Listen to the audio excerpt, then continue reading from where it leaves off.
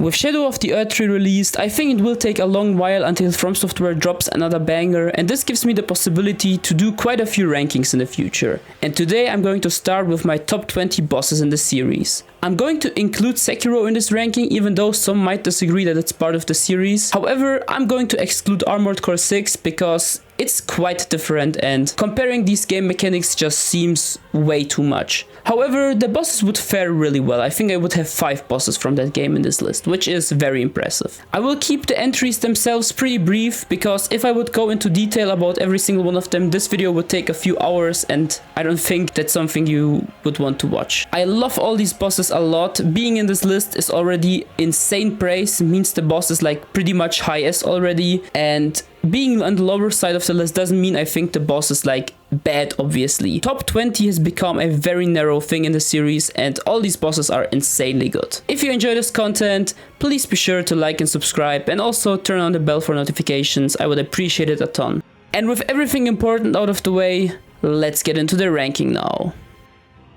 First, I want to mention some honorable mentions. I can't include like every boss I absolutely adore in the series because this video would go on for way too long. Elden Ring has unfortunately pushed out quite a few of Dark Souls 3 bosses, but I still want to mention them because I think they are amazing and deserve at least a mention. Sister Fried is absolutely amazing with 3 great phases, especially the third one probably being the best phase in Dark Souls 3. Demon Prince is also very good, an awesome gang in phase 1, an absolutely spectacular and fun beast fight in phase 2. Super well designed fight. And of course Soul of Cinder. Poor guy can't make it out of the honorable mentions. However, I really adore this boss and I want to make maybe a separate video on him. He is very good. I also want to mention Manus from Dark Souls 1 and Fume Knight from Dark Souls 2. These bosses are absolutely fantastic for their time and especially for their game. Fume Knight making the best use of the Dark Souls 2 stamina system and creating an awesome back and forth including strafing, and Manus just being a template for what insanely good bosses would become. Both of these bosses are insanely important to From Software and I really adore them. But now, let's get into the proper ranking. Number 20, the Twin Princes. This boss is absolutely fantastic and personally very important to me. The Twin Princes were my first major wall in my first playthrough of any Souls game ever, and I genuinely felt like I could never beat them. They absolutely destroyed me. However, once I finally overcame this adversity, it turned into one of my favorite fights, and I still love them to this day. I think they're thematically very good, super important. They're basically the reason the entire Dark Souls 3 story happens, because Lothric refuses to the fire, and in general they're super interesting characters. I think their presentation is also fantastic and it's such an insanely unique concept. 2 cripples and you have to hit the back of Lorien to basically damage Lothric because he will just keep reviving him. It's super unique. The fight is also accompanied by wonderful music, one of Kitamura's best work if you ask me, and has some insanely cool and unique mechanics like Lothric's teleportation of Lorien. The best thing about the teleportation is not only the repositioning of the boss, but the guessing game he forces you to play. He can either attack super quickly or super delayed. You always have to be on your toes and just react accordingly. It's such a thrilling fight and to this day it's still one of my favorite in Dark Souls 3 and by extension also in the series. Number 19, Starscourge Radahn. I have talked way too much about Radahn on this channel. I made a separate video about the Promised Consort and even the Starscourge himself, and of course I talked about him in my rankings as well. What can I even say? One of the best presentations by From Software, absolutely top notch, both Radahns actually. However, the Starscourge still remains one of the most unique ones. The festival setting and the fact that you ride into the battle with all your allies and fight this insanely powerful demigod is so unique. It's just a super special and unforgettable boss experience, and I don't think From Software has recreated something similar ever since. I also think this boss has genuinely fantastic mechanics and super tight and narrow dodge windows. It's a thrilling fight, especially with underleveled weapons because of his sadly very poor health balancing. What is there even left to say? Starscourge Radahn is absolutely amazing. Number 18, the Demon of Hatred. This probably might be one of the most shocking picks for some. While a lot of people appreciate the Demon of Hatred from Sekiro, I also know that this boss has some detractors who think it's not as good or even bad, but I disagree. I think this boss deserves insanely high praise. I think it uses Sekiro's combat to an amazing extent. You can strafe, dodge, and of course also deflect attacks to get some good punish windows. The fight also makes use of jumping and a grappling hook. Overall, just a fantastic fight if you ask me. Thematically, it's also super cool, tying into the lore with the sculptor basically being a felt Shura, which was foreshadowed as well, so it's just very good in that regard. It also has my favorite soundtrack in Sekiro. The Demon of Hatred OST is super fun and I love it so much. My favorite part about this boss are the cool moves he does. Like, they look just amazing. Like the Ring of Fire in phase 3 especially. It's so good. The fight has such a good flow, and some people say it tends to go on for too long, but I disagree. I think it has a pretty great length. Well, if you play without Kuro's charm and with Demon Bell, it can go on for very long, especially in higher new game cycles. But on new game, it's like super fine, and even if the fight takes long, I enjoy it for the whole duration. It just doesn't bore me. It's so cool. I love Demon of Hatred. If you ask me, this boss is honestly kind of underrated, and I think it deserves way more love than it gets. Number 17, Genichiro Ashina. Of course, this boss would probably appear somewhere in this list. He's just so important and vital to the Sekiro plot, and there are amazing things about him, like the small detail that you face him multiple times and Sekiro gets better at unsheathing his sword every time. It's very cool, and he's basically the guy who kicks off the game. Such a cool boss. He's also a fantastic character, one of my favorites in Sekiro. However, his fight would probably not land him in the top 20. The reason why I put this boss here is of course his inner version he got in the free Sekiro update. Don't get me wrong, his moveset was pretty great, however it lacked the difficulty beyond the first playthrough obviously. There he was very hard. But once you mastered him, you could easily just deflect spam him and he pretty much didn't have a chance to do anything. This changed with Inner Genichiro. He can now pull out his best move, the Sakura Dance, which you have to deflect precisely because even blocking it will give you chip damage, and this makes it super dangerous. He also has new combos, I'm pretty sure, and just feels overall a lot more oppressive. Another thing that speaks for it is in his second phase or third phase, depending how you look at it, the Way of Tomoe phase, where he uses lightning to attack the player. He now can deflect the lightning, which is very cool and definitely caught me off guard on my first run. So yeah, overall, the old Genichiro was already pretty great, however the inner version is one of the best fights they've ever made. It's so fun. Obviously there is also the story that he taught you the combat of Sekiro and the game felt a lot easier after him, and you probably heard it a million times, but it's just true. It was the same case for me. Number 16, Radagon and Elden Beast. I've talked about this boss a ton as well, even in my most recent video and in my rankings. It's a very amazing fight. It's a perfect final boss for Elden Ring, mechanically, thematically, visually. It's so good. One of the finest and best soundtracks in the entire series, absolute amazing presentation, some great chill-inducing cutscenes, Radagon being one of the coolest 1v1 fights in the entirety of Elden Ring, using amazing big AoEs, cinematic attacks, and great delays to throw off the player and create a challenging encounter. Elden Beast is a bit different. It's a massive beast fight using very cool holy projectiles, and now that there is torrent, you can even close the gap, which some people complained about, so I really don't see any issues. Well, nearly don't see any issues. Of course, there is still Elden Stars, which is a pretty bad attack. However, you can at least break its tracking, so it's not that big of an issue. I just love this boss a lot. This boss used to be a lot lower for me. However, over the recent years, it slowly but steadily climbed its way to the top tiers in the series for me. And yeah, that's where it is. It's amazing. Number 15, Mohg, Lord of Blood. Before I start talking about this boss, we owe an apology to Mohg. Sorry Mohg, you are not a Mohg Lester. However, what Mohg absolutely is an incredibly well designed boss fight. On my first run, he was probably my second favorite boss. He was just super fun to beat and later to master. Insanely good soundtrack and presentation, genuinely very nuanced and complex lore, especially with Shadow of the Erdtree, and he's just a very questionable character. He's not pure evil as we thought, but he's definitely also not like a good guy. He's super interesting, and I think the shades added by the DLC make him a way more compelling character. However, the coolest thing about him, of course, is his moveset. The moveset itself is not the best thing From Software has ever designed. However, there is this one change that might be From Software's best addition mid-fight, and it's the blood trails. The blood trails force you to pay attention to your positioning and in general just to play super carefully. It's a very good mechanic, and once you learn it, you can master it and never get hit by them. It's so addicting. Overall, just insanely good boss.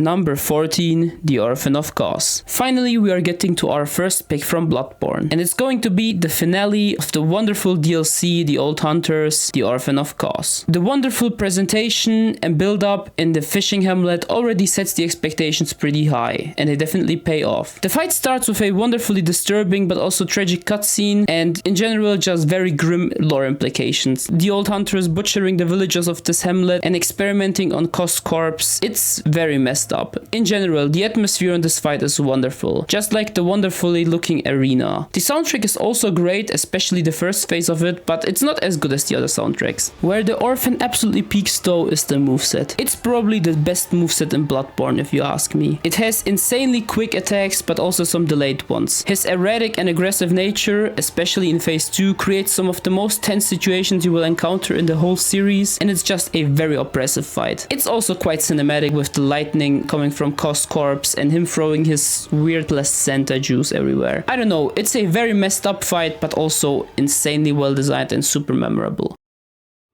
Number 13, Lady Maria. Another hit boss from the wonderful expansion The Old Hunters. It's a wonderful boss fight, once again having a very important character to the lore, and the lore of course being great, having a fantastic soundtrack as all the Old Hunters bosses have, and probably also having my favorite Yuka Kitamura composition. It's just wonderful, and the intensifying nature of the soundtrack is absolutely fantastic. I could listen to the soundtrack for hours, and well, I did at times. However, of course, once again, the moveset is the best thing about this boss. It's so fun. Phase 1 is not too difficult because you can strafe a lot of the hits and also stun her with R1s. However, there are some attacks with hyper armor, so you need to watch out for those. However, where it gets really awesome is phase 2. She adds blood follow-ups to her swings and a lot of hyper armor attacks that require a very tight dodge, and in general you can't strafe as much as in phase 1 anymore. The pinnacle of the fight, however, is phase 3, adding even more follow-ups, this time fire, so basically having bloody fire follow-ups now, forcing you to dodge in certain directions, otherwise you will get clipped by the fire. And this is where the fight ascends to godhood, and honestly, this is a very tough phase and I still find myself very challenged by it. What is there left to say? Lady Maria was peak when she first released, and Lady Maria is still peak to this day.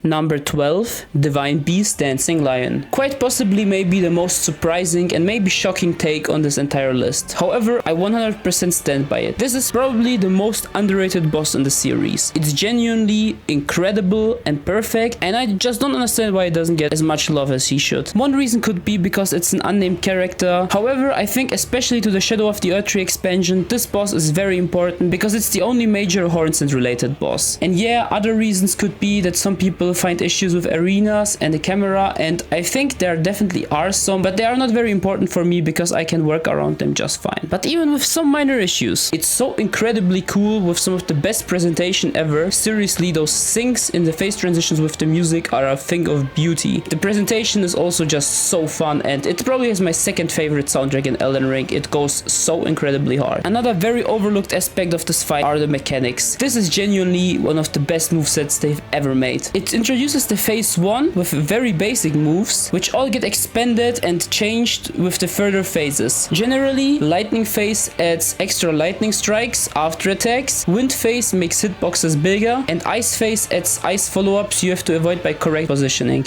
It adds insane complexity and you have to approach every phase differently. It's incredibly fun, super well designed, and just a blast to play it every time. Don't let me even get started on one of From Software's best design. It looks incredible, it's animated beautifully, it's just a joy to play.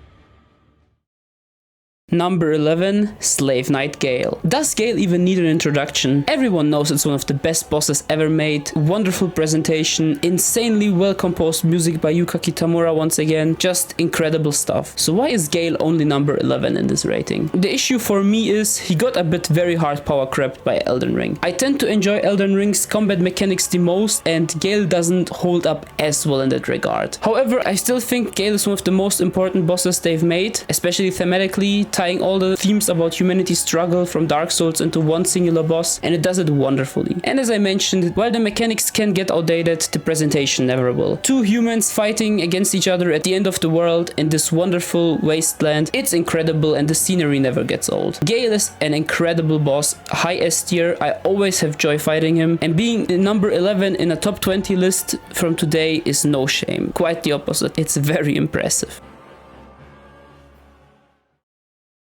Number 10, Godfrey the First Elden Lord. Of course, the biggest gigachat in Soulsborne history has to find a place in the top 10, and I think Godfrey well deserves it. He's a two-phase fight, starting off as a well-composed noble lord, and phase 2 is just a pure adrenaline rush because he turns into a brawler warrior. Phase 1 has some of the cleanest flows and extensions I've ever seen in a boss fight, it's just a pure joy to experience, and phase 2 has an insane amount of mix-ups, pretty much anything goes into anything. Both of these phases are some of the most fun phases in the game, and phase 2 to this day is still one phase I consider one of the hardest in the game. It always manages to throw me off somehow. It's very awesome. In general, this boss is just pure badassery. His grabs in phase 2, of course, very noteworthy. Then there are the animations, which are some of the best by From Software, especially once again in phase 2. The primal music in phase 2, and the very awesome, I might even say lordly music in phase 1. Overall, just a perfect package pretty much. Godfrey is maybe not one of my favorite bosses in the series. Well, he is, but like he's not like number 2 or 3, but I would consider him one of the most perfect bosses they've ever made. I don't think there's anything to complain about. It's just pure fun.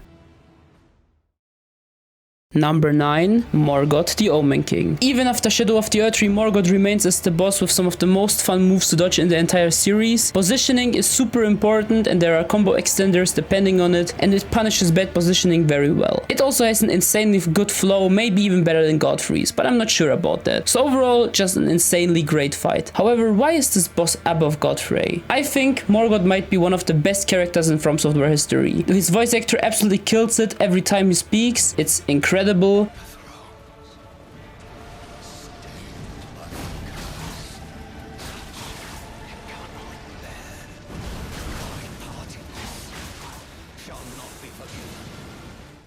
Insanely good lore, wonderful presentation, and a super underrated soundtrack, to be honest. Definitely deserves more praise than it gets. It ties back to the fight so well. The intro cutscene is also one of my favorites in the entire series. Morgoth counting down the traitors and rejecting all of them while latching on to the Golden Order. He's a very tragic character, and I think it's a very great intro. Morgoth is just incredible.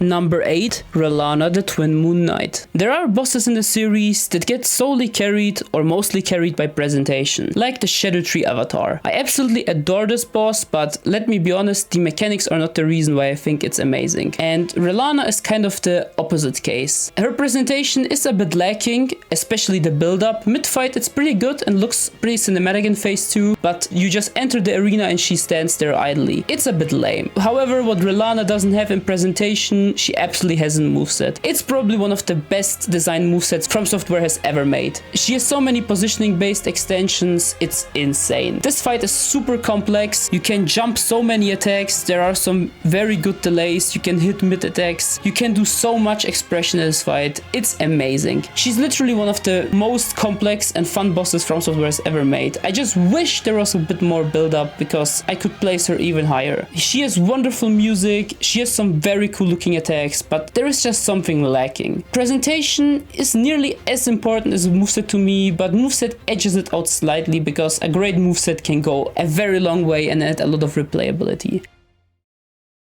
Number 7, Sword Saint Ishin. From Software's best final boss, at least if we only talk about the Souls series, which I said I'm going to count Sekiro into, and I think many would agree. He is an amazing character in the lore of Sekiro. He is super fun to watch, one of the most badass portrayals of a swordsman I've seen in fiction. Presentation in this fight goes super hard, his attacks look amazing. The arena with the Fields of Flower is great too. The soundtrack is a bit lacking, but it kind of fits the fight at least, so there's that. The most amazing thing about this fight is that it literally succeeds as a final boss in all regards. It's a perfect closure to the story, and most importantly, it's a perfect closure to the game's mechanics. It tests everything you've learned throughout your journey through Ashina and puts it to the test. If you learned the mechanics, you will beat Ishin just fine. However, if you haven't, he will absolutely murder and slaughter you. It's a wonderful fight and still one of From Software's best. It's a masterpiece. Number 6. Ludwig the Accursed. This boss used to be my number 1 in the series before Elden Ring released. He is absolutely incredible, having one of the best presentations in From Software history, to this day having the best cutscene in From Software history if you ask me, and still having my second favorite soundtrack as well. It's an absolutely incredible fight with a great build up and a great payoff. The mechanics are also still really fun to this day. Phase 1 is a very intense beast fight where you need to mind your positioning and directional dodges. It's very great and to this day holds up really well. Phase 2 is a good bit easier, however it's still really fun to fight him and he has some really cool moves. Also, it's just eye candy to watch this phase. It looks so beautiful. The stark contrast between the blood and his beastly design contrasted with the moonlight greatsword. It's amazing. The lore is also just great. This fight tells the whole story and tells you everything about Ludwig in the span of like 8 minutes or something. I absolutely adore this boss to this day and I always love refighting him. He's just incredible. Number 5. Bale the Dread. Thank you, Egon. Yeah, of course, Bale would definitely be somewhere on the list. And if I did this list before my rune level 1 no damage kills against all the Shadow of the Erdtree bosses, he would still appear here, but probably outside of the top 10. But learning this boss made me realize he is not only From Software's best beast fight to this day, he's also one of their best designed bosses, period. But first, let's talk about the spectacle. The presentation, especially the story with Egon, is just wonderful. Everyone loves him. Egon is a fan favorite and for a good reason. The voice actor absolutely killed it. But not only that, Bale's story, him trying to assault Placidusax, is also one of the most badass things in the entire Elden Ring lore. Everyone loves Bale, even Elden Ring Shadow of the Erdtree haters, Shadow of the Erdtree glazers, everyone alike loves Bale. It's absolutely amazing. The music is also one of the best, it's so good, I love it so much. Well, this is all a very good setup for a top tier boss, so how are the mechanics? They're fucking great. Bale has some of the most fun to dodge attacks in the entire series, some of the most badass things you can do, like jumping the nuke, which is probably not even intended, but it's so awesome and I am so glad they kept it in. Then there is his super desperation move where he first breathes the fire and then does the follow-ups. It's just incredible stuff. Yeah, there is the one issue I need to mention, which is the bugged fire. It's really bullshit and I'm a bit sad that they didn't fix it. It's still something that absolutely needs to be fixed. But besides that, Bale is incredible. Number 4.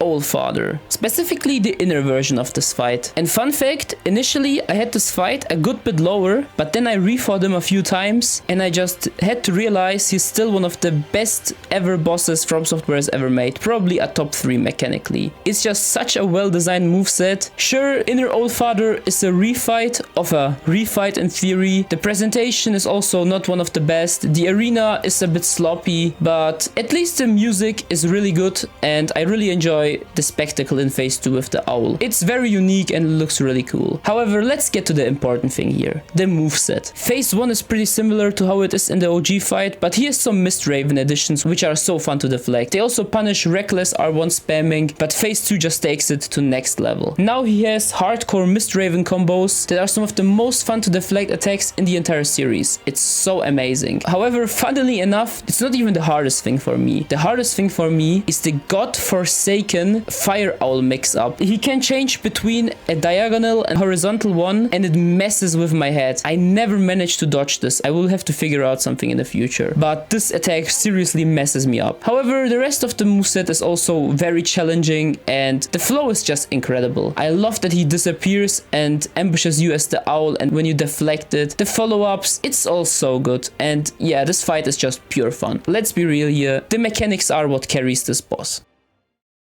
Number 3. Promised Consort Radahn. I don't think there has been one character or boss I talked about as much as Promised Consort Radahn or Radahn in general. I have like 5 videos related to Radahn in some way at this point. But yeah, Promised Consort Radahn is my third favorite boss in the series, and this might be a very controversial take. However, I think less so after the recent patch, because I saw a lot of players warm up towards him. He has some of the most fun to avoid moves in the entire series, but is this really a top 3 FromSoft moveset? I don't know, probably a top 10. But not a top 3. I think what really lifts this boss up for me is the incredible presentation with some of the most beautiful visuals you will see in the entire series. The best soundtrack in the series. Yes, Promised Consort soundtrack is my favorite in the series. It's absolutely incredible, and I also genuinely just adore the lore. The lore is one of the coolest things about this boss. It's either the best retcon ever or meticulously planned. It just works perfectly. It's so good. I really love fighting this boss, and dodging his moves just feels very good. What can I say? This boss is awesome, and probably also the hardest boss in the series, even post nerf. Doing him rune level 1 no damage took me no less than 15 hours. It's insane. Number 2, Malenia, Blade of Miquella. Ah yes, the other hardest From Software boss. Also probably the best mechanical boss that is not from Armored Core 6 or Sekiro. And what is there left to say? Does Malenia even need an introduction? She's Malenia, the Blade of Miquella, in case you missed that. Let's start with the mechanics. She has some of the cleanest flows and extensions I've ever seen. The strafes you can do in this fight, the way she can extend her combos, it's mesmerizing, it's incredible, great stuff. Phase 2 also adds some of the most insane mix-ups and awesome combo extensions, just good stuff. She also has some very demanding attacks like the clones in Phase 2 and of course infamously the waterfall dance. I don't think this is a very well designed move, but first off, I really enjoy it now after I learned it. It's just very fun to pull off, and second of all, I think it's fair enough to give it to this boss because it's super optional. If Malenia was like a mandatory boss in progression, I think I would be way more harsh towards this move, but it's a super optional late game challenge, so I'm fine with it. But not only moveset wise is Malenia absolutely incredible and goated. I think she also has some of the best presentation in Elden Ring, which should say a lot. She has also a super underrated soundtrack. Genuinely probably my second favorite Yuka Kitamura composition, and it's slept on very hard. It's insanely good. It's overall just a very well-rounded fight, and I think if you can overcome her super brutal difficulty, it's very hard to not love her. She was my favorite boss of all time, until this year, pretty recently. Number 1, of course it's Messmer the Impaler. Who else could it be? I mean, this is probably like the coldest take in the series. I did a poll for fun on my channel to see how well Messmer would do, and from the 50 votes, Messmer got around 40% by himself. So yeah, it's pretty safe to say most people absolutely adore Messmer, and for absolutely good reason. First off, I think Messmer is by far their most flawless boss. I don't think there's anything wrong with the boss, like at all. Even the build-up pre-Elden Ring DLC was incredible, let alone in the game itself. Messmer also has my favorite design in the Soulsborne series. It's absolutely incredible, and especially in Phase 2 it just goes way too hard. Yeah, I love snakes a lot, so seeing Messmer's design being so snake themed made me really happy and excited. He also has sick as fuck presentation and lore. His story is tragic, sad, and also pretty dark, and his presentation is wonderful. Some of the best cutscenes as well, even rivaling Ludwig a bit, and his soundtrack is also easily top 10 material in the series. It's the best soundtrack for fitting the fight. Messmer couldn't have a different soundtrack. I absolutely recommend this video by Davi, by the way. Super interesting insights for me. His moveset is also probably the second or third best moveset, which is not from Armored Core 6 or Sekiro. So yeah, that's also doing some heavy lifting. He has also my favorite attack in the entire series by far, which are his snakes in Phase 2. I mean, there is nothing to dislike about this boss. I absolutely adore everything. I feel like this is the boss I've been waiting for. Dethroning Messmer as my number 1 boss will be insanely hard. Even if you have a boss that is mechanically perfect, Messmer is also close to mechanically perfect. Sure, you can go much deeper than Messmer, but every Messmer attack is so super fun and satisfying to dodge, it's just hard to keep up. And will someone really make a boss that has presentation, music, lore, story, design as amazing as Messmer, plus having an incredible moveset? I'm sure someone will succeed at some point, but until then, Messmer is not only my favorite boss in the entire series, but also my favorite boss of all time. Thank you so much for watching the video, and I hope you enjoyed it. If you have some different picks and some bosses you maybe disagree with or think that are missing, please be sure to comment them down below. I will gladly read and respond to it. Besides that, I want to mention this list is of course not like something that's set in stone. This stuff changes all the time, and I could give you a very different list next week. However, this is how I feel right now. Overall, I have to say, yeah, I love Elden Ring bosses. I think it's my favorite boss roster of all time, and I think it's very apparent. But I have to still give a lot of credit to Dark Souls 3, which sadly came pretty short in this video. So many bosses are incredible and would be included here if I could. It's a shame. And as I mentioned in the intro, Armored Core 6 would absolutely crush this list. 1/4 of it would be Armored Core 6 bosses. That game is just built different. But yeah, with everything said, thank you again for watching this video, and I hope I will see you next time. Have a nice day, and bye!